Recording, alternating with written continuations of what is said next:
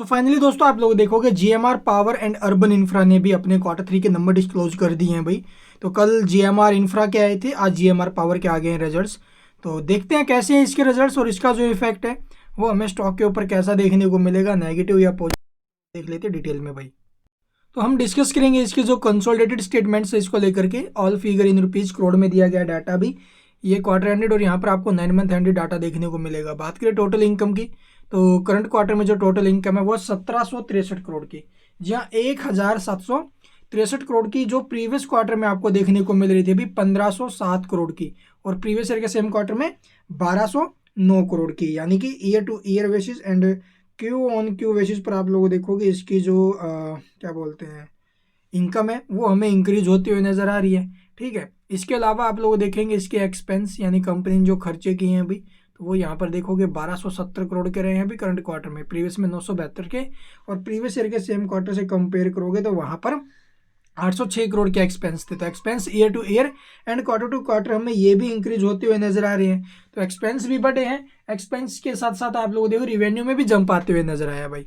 लेकिन अब की बार जो रिवेन्यू है ना वो एक्सपेंस से तो ज़्यादा ही है, मतलब कंपनी ने फिर से प्रॉफिट ही बनाया। बट प्रॉफिट कितना, चलिए देखते हैं। Net profit for the period या फिर आफ्टर टैक्स की अगर मैं बात करूँ तो यहाँ पर आप लोग देखोगे भाई हमें करीब इसके अंदर 108 करोड़ का लॉस होते हुए नजर आ रहा है। और इसके पीछे का रीजन क्या है वो हम आपको बताएंगे भी, आखिरकार कंपनी प्रॉफिट के बजाय लॉस में क्यों गई है। जबकि प्रीवियस क्वार्टर में क्या था, अभी 249 करोड़ का प्रॉफिट था और प्रीवियस ईयर के सेम क्वार्टर में 43 करोड़ का प्रॉफिट था। तो प्रीवियस क्वार्टर से भी लॉस में गई है, प्रीवियस ईयर के सेम क्वार्टर जहां पर 43 करोड़ का प्रॉफिट था वहां से भी कंपनी लॉस में जाते हुए नजर आई है अभी।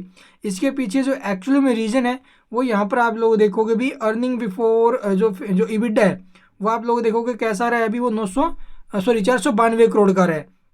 लेकिन इसके जो एक्सपेंशनल आइटम्स है यानी फाइनेंस कॉस्ट हो गई, ठीक है, इसके अलावा आप लोग देखोगे भी जो डेप्रिसिएशंस हो गए ये हमें इंक्रीज होते हुए नजर आए हैं, जिसकी वजह से आप लोग देखोगे ये जो अभी प्रॉफिट या लॉस बिफोर टैक्स आप लोग देखोगे 25 करोड़ माइनस में गया। इसके बाद आप लोग देखोगे शेयर ऑफ लॉस या प्रॉफिट्स इन्वेस्टमेंट अकाउंटेड, वहाँ से भी आप लोग देखोगे जो भी इसका इन्वेस्टमेंट अकाउंटेड है इक्विटी मेथड में कहीं पर भी यूज किया जो उसने, वहाँ पर कंपनी को 70 करोड़ का लॉस हुआ है, वहाँ से आप लोग देखोगे ये गया माइनस में।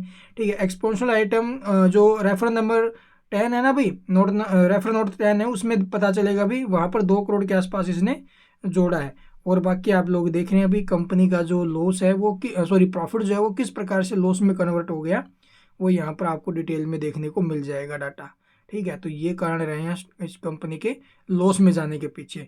टैक्स एक्सपेंसेस है ये भी हमें इंक्रीज होते हुए नज़र आ रहे हैं प्रीवियस के मुकाबले, 14 करोड़ 70 लाख जो कि प्रीवियस में माइनस में थे, और प्रीवियस ईयर के सेम क्वार्टर में 1 करोड़ 64 लाख के थे। तो 93 करोड़ का टोटल लॉस हो चुका था और 14 करोड़ का ये टोटल मिलाकर के हो गया अभी 108 करोड़ का। तो ये कारण रहे हैं इसके लॉस में ज़बरदस्त इजाफा जो हुआ है। एक तो फाइनेंस कॉस्ट और दूसरा आप लोग देखोगे जो इसके एक्सपेंसेस है वो आप लोग देखो जो डेप्रिसिएशंस है, ठीक है, उसकी वजह से अभी आप लोग देखोगे लॉस में जाती हुई नज़र आ रही है। हालांकि लॉस में तो पीछे भी थी, लेकिन पीछे जो कंपनी लॉस से प्रॉफिट में आई ना उसके पीछे रीजन था भी एक्सपोनेंशियल आइटम से जो इसको प्रॉफिट्स हुए थे उसकी वजह से, समझ गए। और अब की बार ये क्या है, केवल 2 करोड़ का ही है भाई, तो इस वजह से जो है भी माइनस में जाते हुए नजर आए हैं। और बाकी आप लोग देखोगे इसके जो अर्निंग पर शेयर है ईपीएस 1 रुपये 49 पैसे माइनस में, जबकि प्रीवियस में 363 था और प्रीवियस ईयर के सेम क्वार्टर में 75 पैसे। एंड इसके अलावा आप लोग देखोगे रिवेन्यू सेगमेंट से ड्यूरिंग द क्वार्टर किस सेगमेंट से कितना रिवेन्यू कंपनी जनरेट करते हुए नजर आई है, कहाँ पर कितना इंक्रीज हुआ वो यहाँ पर आपको देखने को मिल जाएगा। और अब की बार तो 171 करोड़ का स्मार्ट मीटर से भी रिवेन्यू कंपनी ने जोड़ा है, जबकि प्रीवियस क्वार्टर में नहीं था इसका।